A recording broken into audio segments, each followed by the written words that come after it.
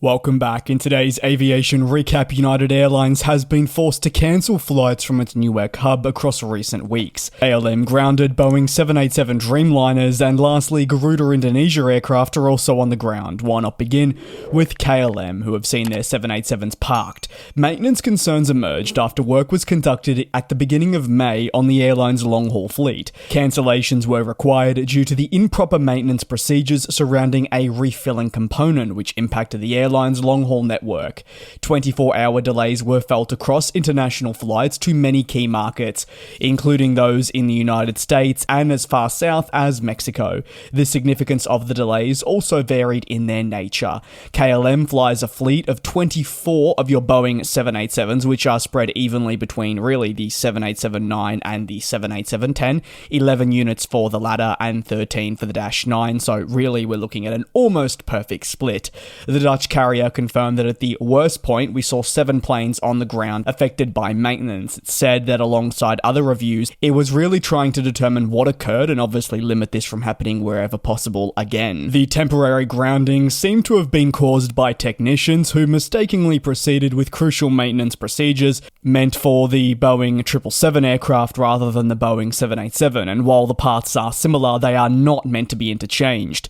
In comments shared with ANP, KLM expressed that despite the necessary grounding requirements, there was no major safety risk, but the jet's parking did allow necessary adjustments to take place, and obviously they will learn from this moving forward to hopefully not, like I said, have this happen again. Over to United Airlines, who are currently in the process of cancelling flights from its Newark Liberty hub due to staffing issue with air traffic controllers and a failure visible through government equipment. The colossal impact that happened towards the early to mid stages of May have really seen around 10% of its network cancelled from this airport alone. In the early stages of the cancellations, we saw 35 flights per day of just over the 300 it operates simply not get off the ground. While cancellations will always dominate the headlines as these are to be the major noteworthy points, the airline's operations was also affected just from the standard of delays and diversions across the network that threw off passengers and led to a lot of disruption in terms of getting people from point A to point B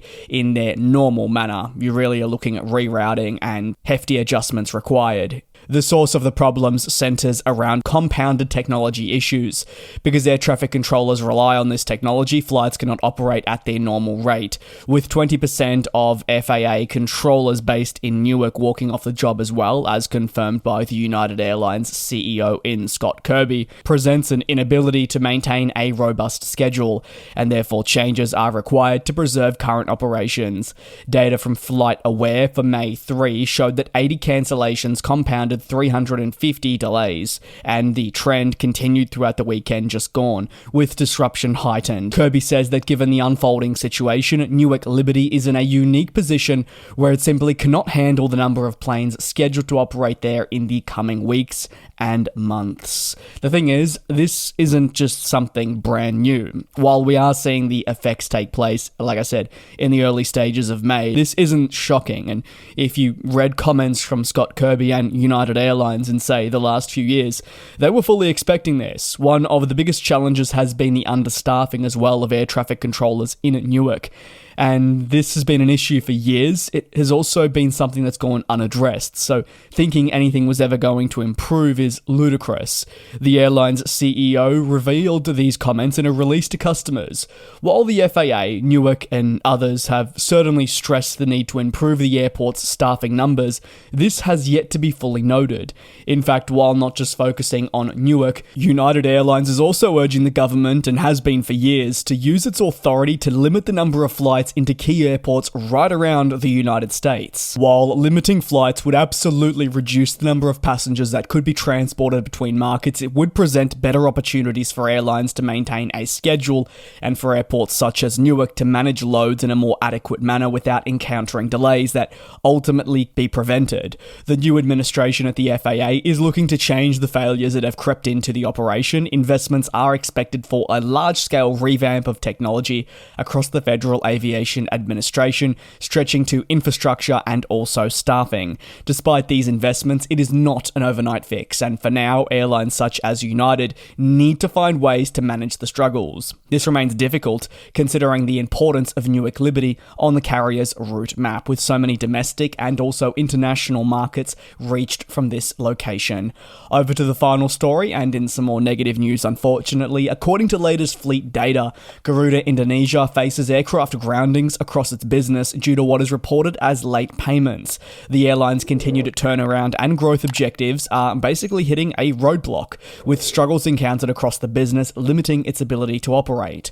Despite these emerging struggles, Garuda Indonesia has charted a pretty firm course for growth in recent times. I'd probably say, if you're looking at a time frame, 12 months, with pivotal leadership changes signaling the true intent to deepen international ties and fleet over the coming years. However, that growth is likely easier said than done, as aircraft remain out of service and payments for these planes and their necessary maintenance are reportedly becoming harder to attain, according to reporting led by Bloomberg and their sources.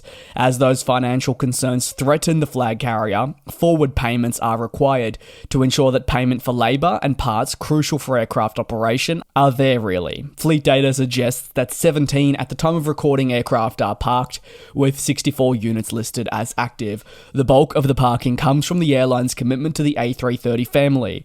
8 of the carrier's A330-300s are listed as parked. This is data based on May 5th, 2025. For clarity, I am recording this on May 6. It is backed up by 2 A330-900s and 2 previous gen A330-200s, so it remains definitely a present problem, and it stretches even towards CityLink, part of the Garuda Indonesia family. It also has many more aircraft parked, and you'd argue it's close to having more planes on the ground rather than in the air. All in all, group-wide, this is a colossal number of jets that are on the ground, which is impacting its ability to operate a robust network, as may have initially been intended as we move into the northern summer schedule. The last few years at Garuda Indonesia have had their fair share of turbulence, and that is starting to become more felt for the business as time progresses, the groundings having an immediate effect. After reporting losses in 2023, Garuda Indonesia said that recent foreign exchange rate fluctuations have contributed to why their performance has been deemed maybe as more poor. However, there were positives, with the airline's overall revenue across recent reporting dating back to 2023 seeing some jumps. These jumps are primarily expected, however, if you are studying trends visible through the industry, which is essentially all airlines seeing revenue jumps. It is the ability to get the costs under control to see really the beautiful rewards of increased revenues. And while that has jumped revenue, belief remains that it can jump further if the group were to implement change. The key problem being this hasn't happened due to restrictions being imposed on the company. Very much keen to hear your thoughts down below in the comments. Thanks a lot for watching. Do take care. Do also be safe, and I'll see you tomorrow for your next industry recap. And we'll fly.